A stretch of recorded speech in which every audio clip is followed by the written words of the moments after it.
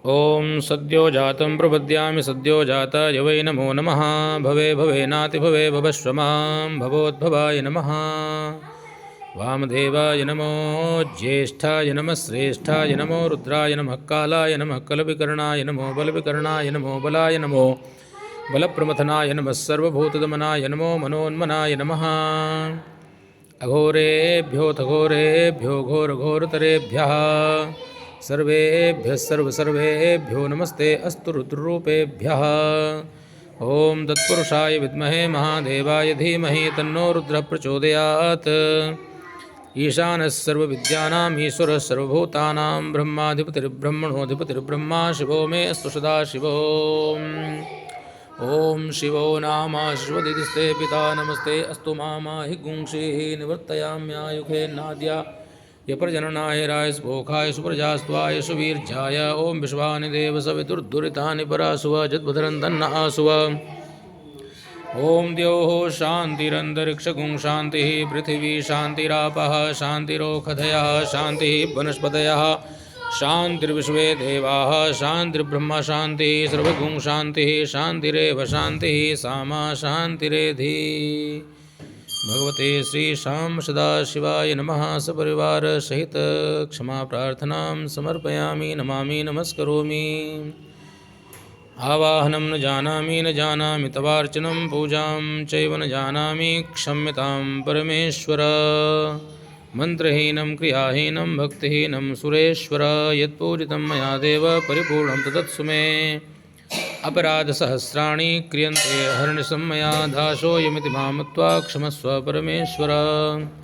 यो वेदादौ स्वरप्रोक्तौ वेदान्ते च प्रतिष्ठितः तस्य प्रकृतिलीनस्य जः परस्य महेश्वरः।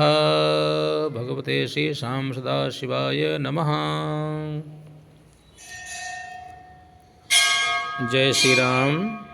मैं आचार्य सुनील त्रिवेदी। जो भी व्यक्ति शनि महाराज की पीड़ा से पीड़ित चल रहा है, जिसको अनेकों प्रकार के कष्ट हैं, बीमारी हैं, परेशानी हैं, चिंताएं हैं, बनते कार्यों में रुकावटें हैं, वो लोग शनि प्रदोष जब आता है या कोई भी प्रदोष आए उस दिन ये उपाय करें। भगवान भोलेनाथ को पहले शुद्ध जल चढ़ाएं, उसके बाद में दूध, दही, घी, शहद और शक्कर ये चढ़ाने के बाद में फिर पुनः जल चढ़ाएं और उसके बाद में गंगा जल चढ़ाएं। उसके बाद में थोड़ा सा अगर हो सकता है तो गन्ने का रस ले लें और गन्ने के रस से भगवान शिव जी का अभिषेक करें। अगर किसी ब्राह्मण से करवाते हैं तो बहुत ही अच्छा है। अगर ब्राह्मण से नहीं करवा सकते तो फिर शिवाय नमः शिवाय नमः शिवाय नमः इस तरह से बोल करके भगवान भोलेनाथ को गन्ने का जल चढ़ाएं, थोड़ा सा अनार का रस चढ़ाएं और उसके बाद में पुनः जल चढ़ा करके फिर थोड़ा सा सरसों का तेल चढ़ा दें और उसके बाद में काले तिल, असली वाले काले तिल हों, वो शिवलिंग के ऊपर चढ़ा दें पूरे। कहते हैं जितने काले तिल शिव जी के लिंग में चिपक जाते हैं उतने जन्मों के किए हुए हमारे मनसा वाचा कर्मणा जो पाप हैं जान में अनजान में, वो सब नष्ट हो जाते हैं। और उसके बाद में काली मिर्च के कुछ दाने चढ़ाएं और उसके बाद में कमल के बीज चढ़ाएं। और शमी पत्र का आज के दिन बड़ा विशेष महत्व होता है।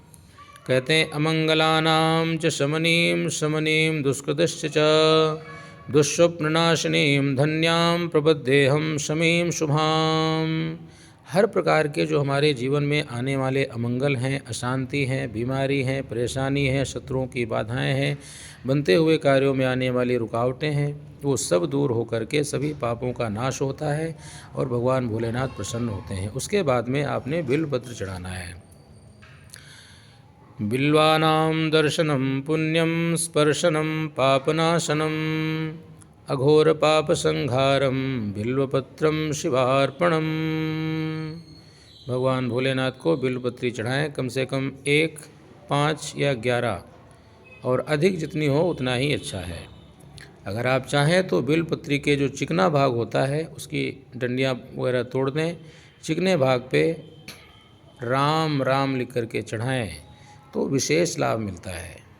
क्योंकि भगवान जो भोलेनाथ हैं जो मनुष्य राम का नाम लेते हैं, राम के नाम का जप करते हैं, राम का स्मरण करते हैं और भगवान शंकर जी के आगे राम जी का नाम लेते हैं, भगवान भोलेनाथ शीघ्र ही प्रसन्न होकर के उनकी सभी कामनाएं पूर्ण करते हैं, क्योंकि राम भगवान भोलेनाथ के हृदय में निवास करते हैं। और उन्हीं राम का नाम जब कोई भगवान के सामने लेता है तो भगवान अत्यंत प्रसन्न होते हैं। तो इसीलिए इस तरह से बिल्वपत्री चढ़ा करके फिर पुष्प चढ़ाएं, अगर पुष्प की माला है तो वो चढ़ाएं, और सुगंधी द्रव्य अगर परफ्यूम है तो वो थोड़ा सा चढ़ा दें, तो आपका जो शरीर है वो भी सुगंधिमय होगा, बीमारियों से बचाव होगा और जीवन सुख और आनंद में रहेगा। तो भगवान का जो महामृत्युंजय मंत्र है उसको पढ़ते हुए सुगंधी द्रव्य चढ़ाएं।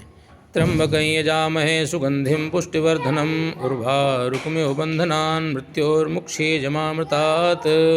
इस मंत्र से सुगंधित द्रव्य चढ़ा दें। अगर मंत्र नहीं आते हैं तो शिवाय नमः, हर एक वस्तु को चढ़ाने के समय शिवाय नमः। जो ब्राह्मण लोग होते हैं, यज्ञोपवीत धारण करते हैं, शिखा रखते हैं, वो अगर वैदिक ब्राह्मण नहीं हैं तो भी वो लोग ओम नमः शिवाय बोल सकते हैं। लेकिन जो आम व्यक्ति हैं, चाहे वो स्त्री हों या पुरुष हों, उनके लिए शिवाय नमः शिव पुराण के दूसरे अध्याय में वर्णन आता है। और उसके बाद में भगवान को कुछ भोग लगा दें। अगर आपके पास में कुछ फल वगैरह है, मिष्ठान है तो वो चढ़ाएं, नहीं तो थोड़ी सी मिश्री है, बादाम की गिरी है, ये चढ़ा सकते हैं। और उसके बाद में कपूर से भगवान की आरती करें। अगर विशेष कोई आपके मन में कामना है तो धतूरे का फल और श्रीफल यानी नारियल चढ़ाएं तो शीघ्र कामनाओं की पूर्ति होती है। और अगर दीपक आपके पास में है तो पंचमुखी आटे का दीपक जलाना है और 5 बत्तियां भगवान शिव की तरफ होनी चाहिए, अर्थात उत्तर की दिशा की तरफ होनी चाहिए। और भगवान शंकर की पूजा हमेशा दक्षिण की दिशा में बैठ के करना चाहिए। जो शिवलिंग होता है उसके दक्षिण में बैठ करके भगवान शिव की पूजा करें, क्योंकि जो पूरब का भाग होता है वो भगवान का मुख होता है, जो पश्चिम का भाग है वो भगवान की पीठ होती है, जो उत्तर का भाग है जिधर सोमसूत्र होता है वहाँ पे जगत जननी माता पार्वती विराजमान रहती हैं और भगवान शंकर के परिवार के लोग वहाँ पे विराजमान रहते हैं। और वहीं से जल नीचे गिरता है। जो चंड और भगवान के जो गण हैं, भूत प्रेत पिशाच हैं, वो उस जल को पीते हैं। इसलिए भगवान शंकर जी के जलहरी से नीचे जो गिरा हुआ जल है वो अग्राह्य होता है। अग्राह्यम शिव निर्माल्यम कहते हैं, पत्रम पुष्पम फलम जलम, यानी भगवान शंकर की जलहरी से जो गिरा हुआ जल है वो अग्राह्य होता है।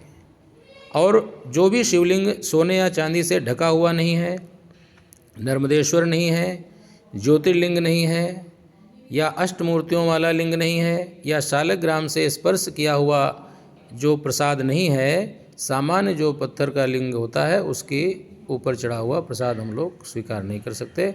उसके बाद में कपूर से भगवान की आरती करें, क्षमा याचना करें, पूरी कृपा हो जाएगी। जय श्री राम।